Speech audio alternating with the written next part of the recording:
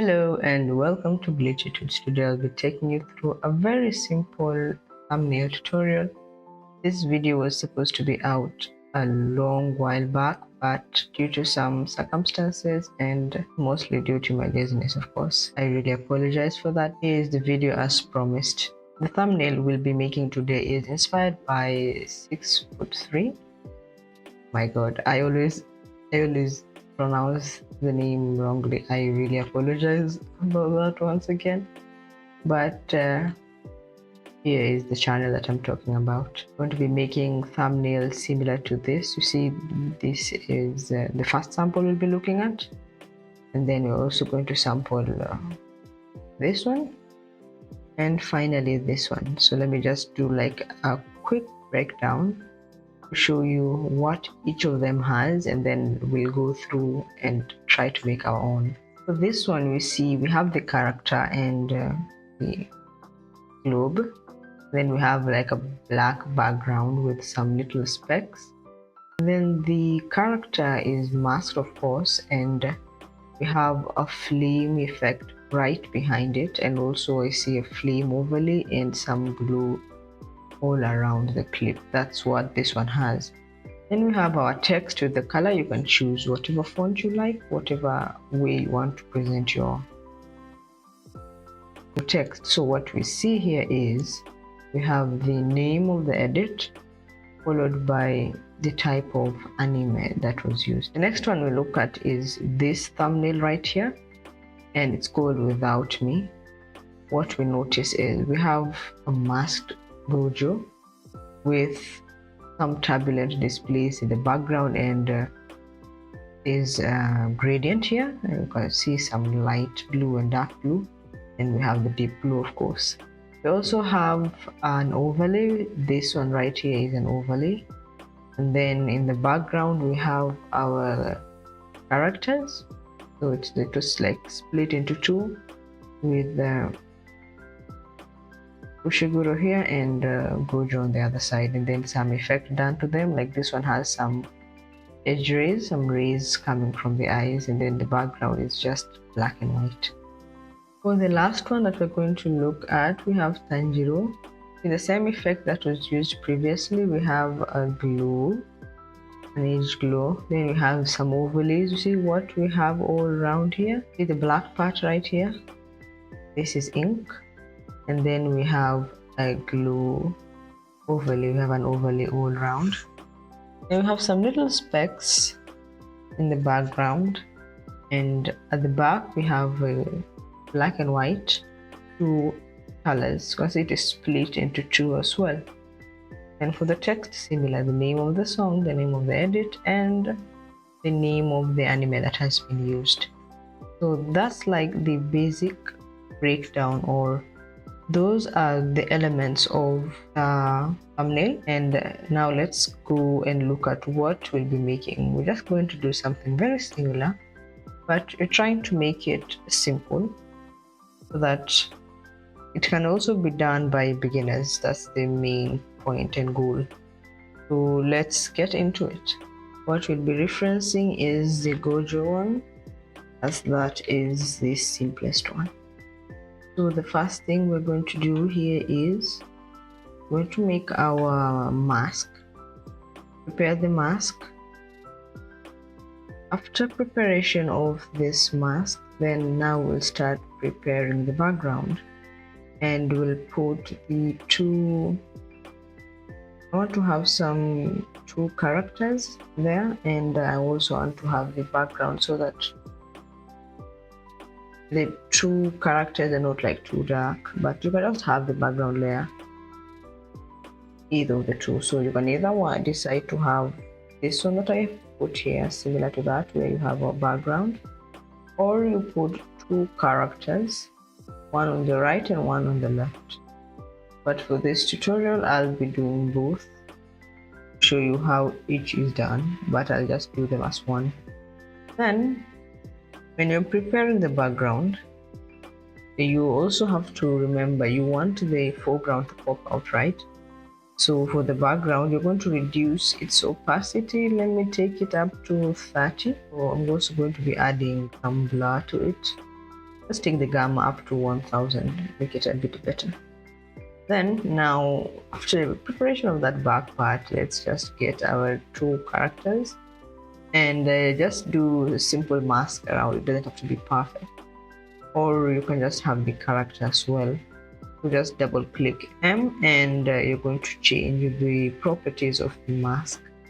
Just make sure you've positioned it where you want it to be, but this is actually something that you can change as you proceed.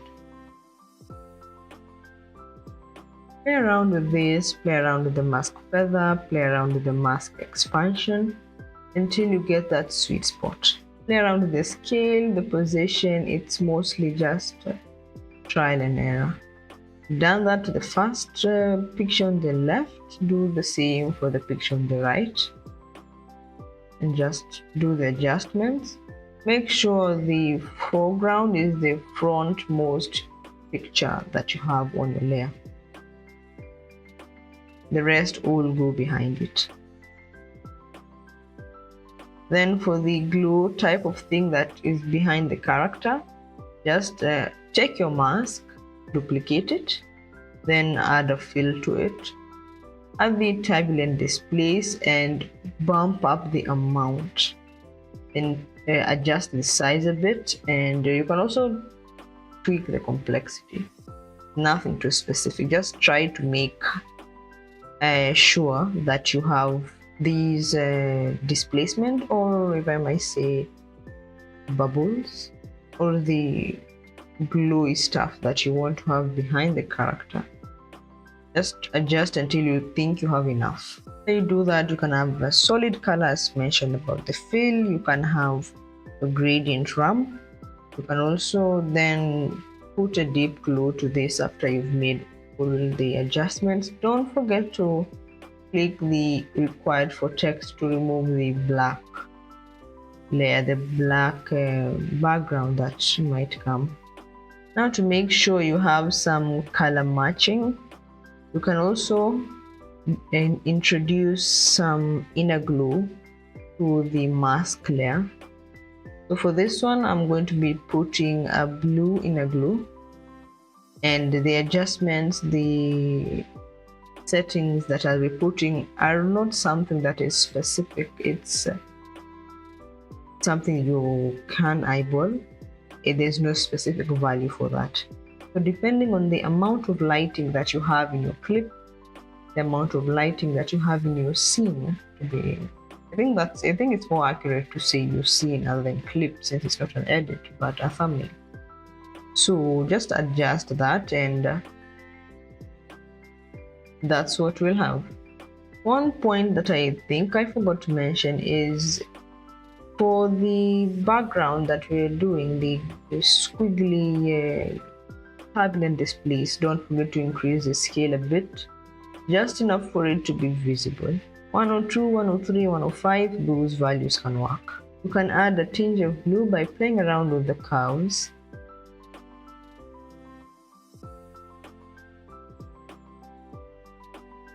After you're satisfied, then just do magic bullet looks. Let's add magic bullet looks and do some effects. So what do we need to have? What do we need to include in our lighting, in our effects, in our color correction? I think some diffusion will really be nice. Don't need too much, but we're going to change those settings later on. Some vignette. I think some shutter streak can also work. The pop will add some sharpening, and then let's do some S-curve and a lot. And just put some colorist as well. I want a spot exposure. Where is this spot exposure? So the spot exposure gives a lighting. I think I'll just add it later on. Adjust your vignette. I'm trying to make the edges darker.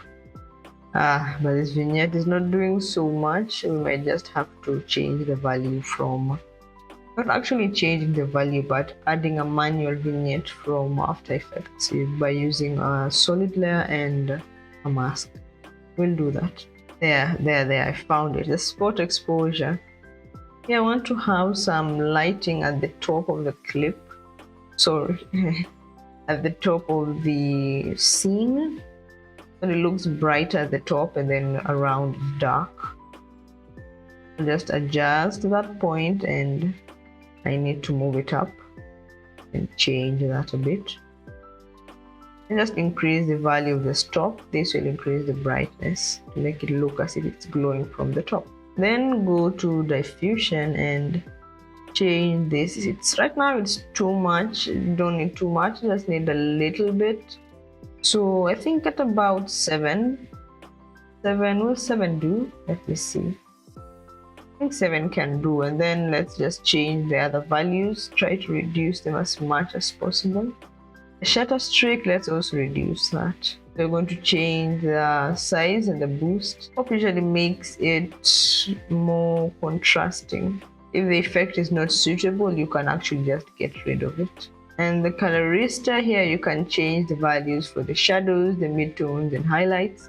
This depends on the type of coloring you're trying to achieve in your thumbnail. That's what is going to tell how you're going to do your colorista. For me, I was trying for a bluish color. That's why I did it as it is. And then for the LUT, I like the Maxine. It sort of washes out the color.